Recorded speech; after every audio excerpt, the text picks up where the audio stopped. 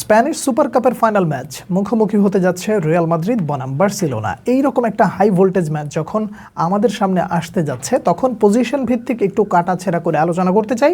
কারা এগিয়ে আছে, কারা পিছিয়ে আছে, কোন কোন পজিশনে কারা বেশি এগিয়ে আছে, সব বিষয় নিয়ে আলোচনা করব। পুরো খেলাটা নিয়ে বা দুই দলের সব পজিশন নিয়ে যদি আলোচনা করতে হয় তাহলে ভিডিওটা একটু বেশি বড় হয়ে যাবে, যে কারণে দুটো পর্ব করব। এই পর্বে আমরা আলোচনা করব কোচ, গোলকিপার এবং সেই সাথে ডিফেন্স লাইন, এই জায়গাগুলো নিয়ে আলোচনা করতে চাই। শুরুতেই বলে নেই যে যেহেতু দুই দলকে সমন্বয় করে কাটাছেঁড়া করে আলোচনা করব, কিছু কথা আপনার পক্ষে যাবে, কিছু কথা আপনার বিপক্ষে যাবে। দয়া করে ভুল না বুঝে বাস্তবতা বোঝার চেষ্টা করবেন। প্রথমে কোচিংয়ের জায়গাটা নিয়ে কথা বলা যাক। জাভি আলোনসো এবং হান্সি ফ্লিক দুজনকে যদি আপনি পাশাপাশি রাখেন, তাহলে আপনাকে যদি আমি একজনকে বেছে নিতে বলি, কিংবা আপনি যদি আমাকে বলেন একজনকে বেছে নিতে, তাহলে আমি হান্সি ফ্লিককেই বেছে নেব। প্রশ্ন করবেন কেন? সবার আগে যে বিষয়টা আপনাকে মেনে নিতে হবে সেটা হলো, হান্সি ফ্লিক এখন যেই স্তরে রয়েছেন, হান্সি ফ্লিক যেই ধরনের ফুটবলটা খেলেন, হান্সি ফ্লিক যেই ধরনের এক্সপিরিয়েন্স গ্যাদার করেছেন এতদিনে, সেই জায়গায় আপনি জাভি আলোনসো কখনোই তার সাথে কম্পেয়ার করতে পারবেন না। হান্সি ফ্লিক এখন পর্যন্ত তার কেরিয়ারে কোনো ফাইনাল নাকি হারে নাই, আর সেখানে জাভি আলোনসো রিয়াল মাদ্রিদের দায়িত্ব নেওয়ার পরে এই হলো তার প্রথম ফাইনাল।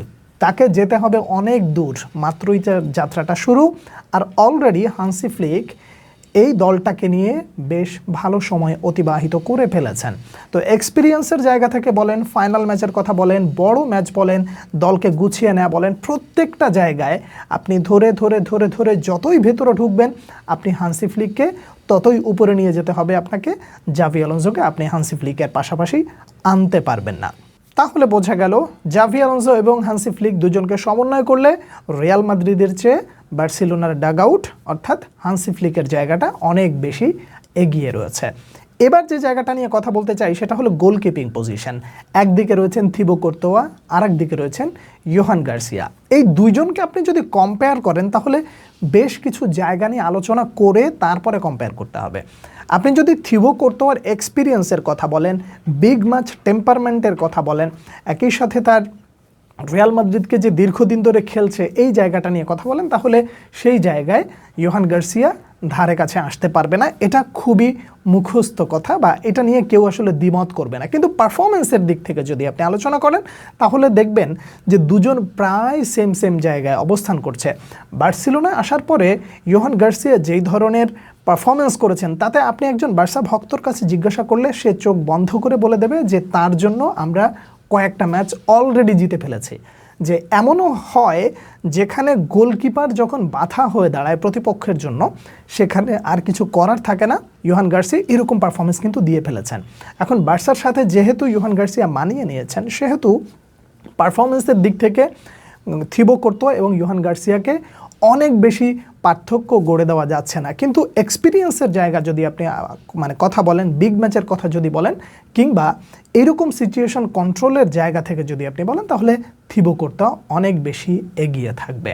কোচিং নিয়ে আলোচনা হলো, গোলকিপিং পজিশন নিয়েও আলোচনা হয়ে গেল, তাহলে বাকি রইল ডিফেন্স লাইন।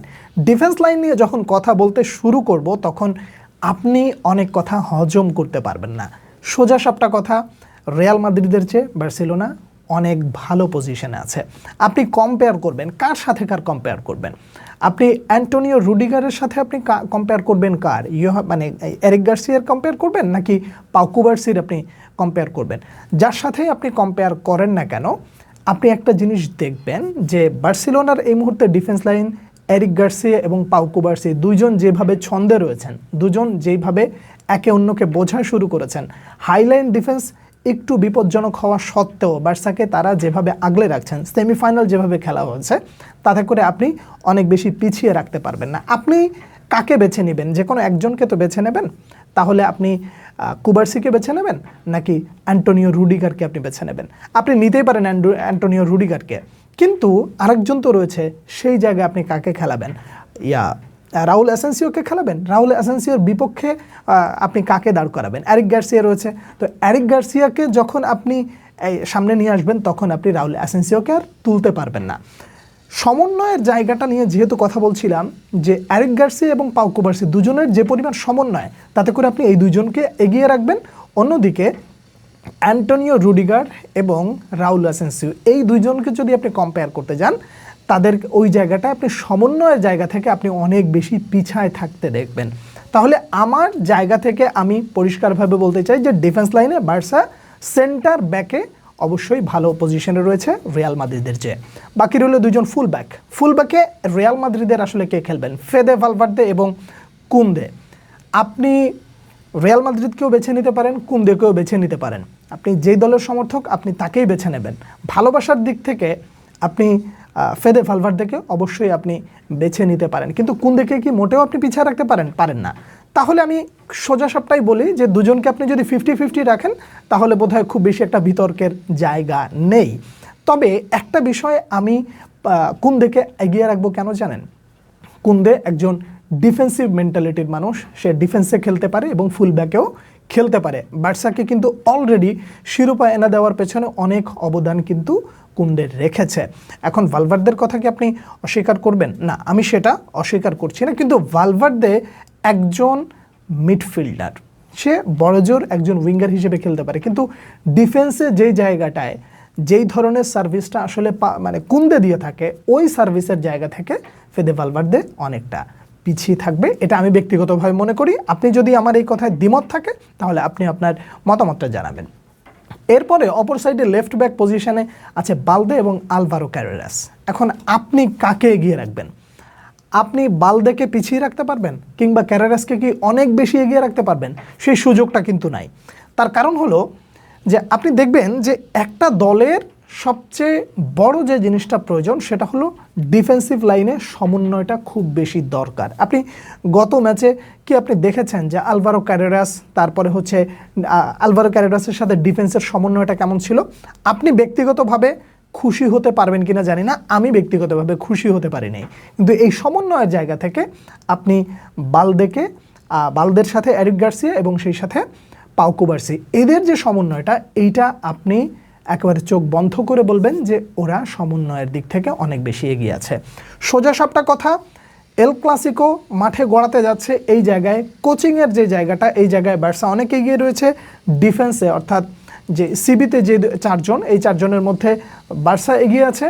দুই ফুল ব্যাকে প্রায় 50-50 পজিশনে রিয়াল এবং বার্সা প্রায় জায়গা মতো আছে। তবে এই যে 50-50 চান্স, এই 50-50-র মধ্যেও খুঁজতে গেলে দেখা যাবে বার্সেলোনাই এগিয়ে আছে হিসাবে। এই ছিল আমার ব্যক্তিগত মতামত। আপনি এখন যেই ধরনের মতামত দেন না কেন, আমার সেটা গ্রহণ করে নিতে হবে। আমি আপনার প্রত্যেকটা মতামতকে অবশ্যই সম্মান করি। যৌক্তিকভাবে আপনিও সমালোচনা করতে পারেন, আপনিও আপনার ব্যক্তিগত আলোচনাও করতে পারেন, আমি সেটা শোনার জন্য অবশ্যই অপেক্ষা করছি। মনে রাখবেন যে আমরা আসলে যেই ধরনের প্রেডিকশন দিচ্ছি বা যেই ধরনের কাউকে এগিয়ে রাখছি, কাউকে পিছিয়ে রাখছি, এইগুলো নিয়ে আসলে ম্যাচের ভেতরে খুব বেশি ইম্প্যাক্ট পড়বে না। আর একটা বিষয় অবশ্যই না বললেই না, তা হলো যে আমি ব্যক্তিগতভাবে কাউকে এগিয়ে রাখলাম, কাউকে পিছিয়ে রাখলাম, এইটার উপর বেস করে আপনি এমনটা ভাববেন না যে এই দলটাই সেরা, এই দলটা একেবারেই কিছুই না, কিংবা এমনও মনে করবেন না যে সে এই দলটাকে পিছিয়ে রেখেছে, এই দলটা এগিয়ে রেখেছে বিধায়ী সে ফাইনালে জিতে যাবে। এই ধরনের চিন্তা ভাবনা আপনি দয়া করে করবেন না, অনুরোধ রইল। আমি আমার জায়গা থেকে ফেয়ার যেই মতামতটা রয়েছে সেই মতামতটা আপনার সামনে তুলে ধরার চেষ্টা করেছি। আপনারা কে কি মনে করছেন জানাবেন পরবর্তী ভিডিওতে, অর্থাৎ সেকেন্ড পার্টে আবার আপনাদের সঙ্গে দেখা হচ্ছে। সে পর্যন্ত অনেক অনেক ভালো থাকবেন। আল্লাহ হাফেজ।